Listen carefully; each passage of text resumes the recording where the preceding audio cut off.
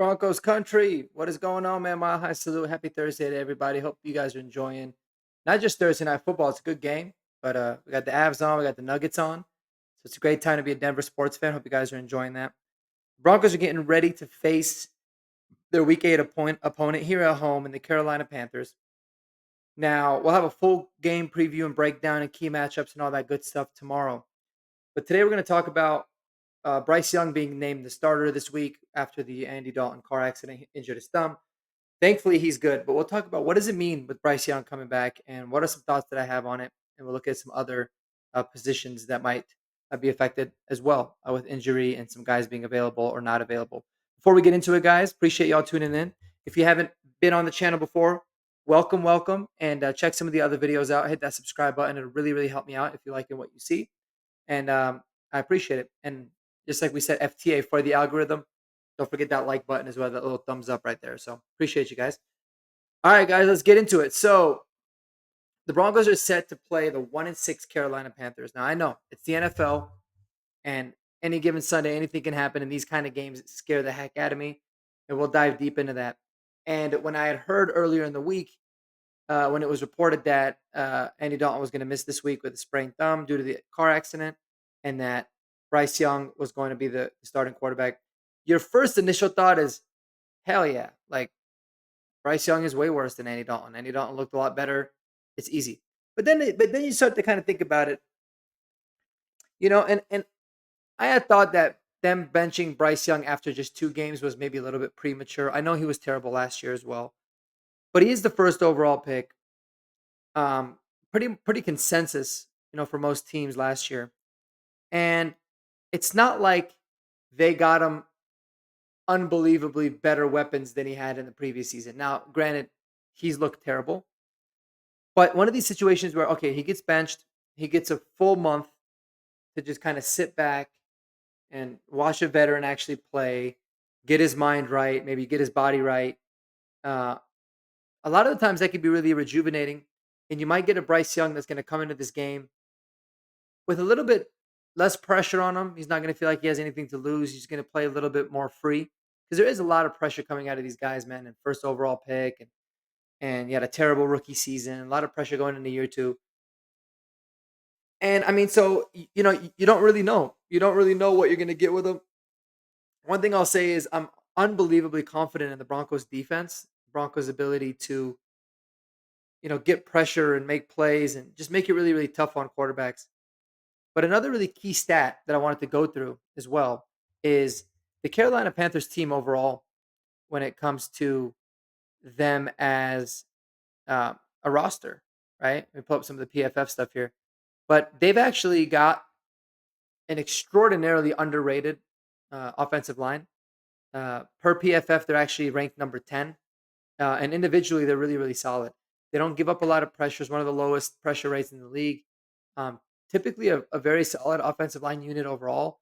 The struggles of the team was definitely quarterback related in terms of the offensive inefficiency, not necessarily the line.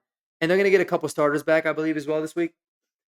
And do I believe that the Broncos can still get pressure on them? Absolutely. But to just think that they're going to pressure them easier than they have any other team or anything like that is not necessarily true. I think the Broncos, in some situations, might be better off not sending people, not sending the house, kind of dropping back in coverage and letting Bryce Young kind of make the decisions. But this can be one of those games where a fast start for this team is incredibly important. Incredibly important.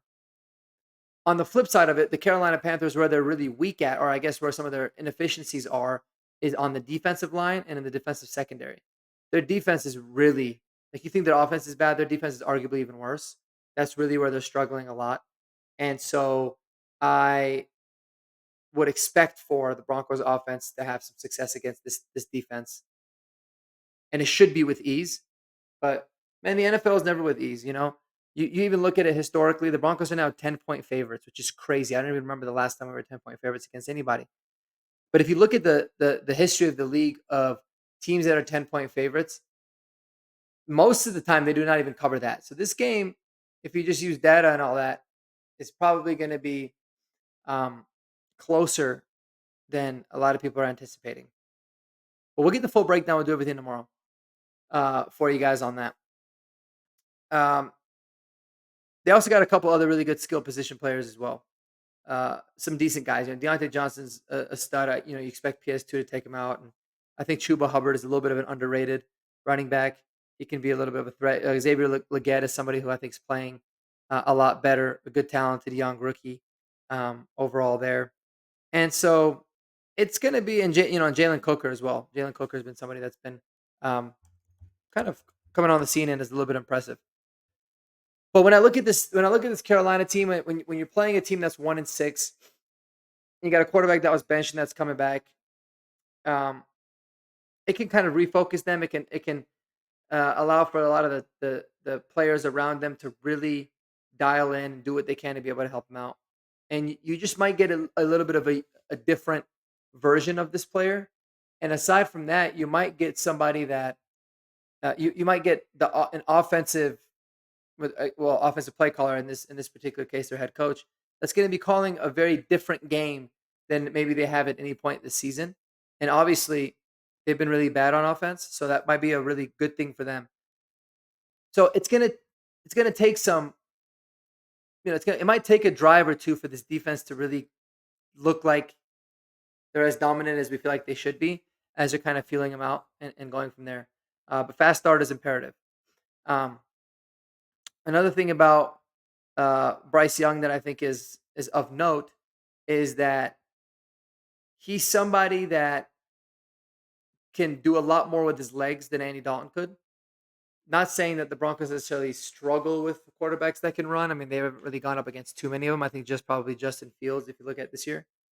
But it's just an added element that they really need to be able to make sure that they're paying attention to. If they're not going to be getting into it, if they're not going to be getting to him, then they've got to ensure that they can, um, you know, not allow for them to get, free first downs and really free yards with him running the ball. And I'm really happy. I heard VJ talk about it today, and he had mentioned that that's a big priority for them as well, and it's something that they had kind of understood and realized up to this point. So I want to know what you guys think. Is this a week that kind of scares you? Do you feel like Bryce Young can have some sort of a redemption game? It's tough because the human side of me, I really feel bad for the kid. I really do. Um, I think he got drafted into a terrible situation. Uh, three, I think he had three offensive coordinators in his first 2 years, which is crazy. Two in his first year. A lot of things went against him, but that also a lot of it has been on him. But I'm rooting for the kid.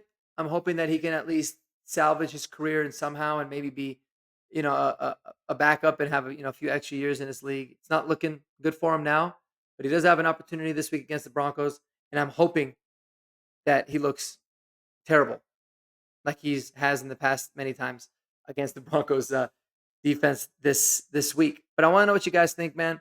It's kind of getting over this COVID cold type of thing that I got going on, so I appreciate you guys dealing with me.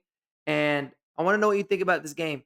Is this a potential redemption game for Bryce Young? Is this a scary trap game for the Broncos? I'll give you guys my thoughts tomorrow, so stay tuned for that. Until then, y'all spend time with those people that you love the most, all right? Go Broncos, baby. Peace out.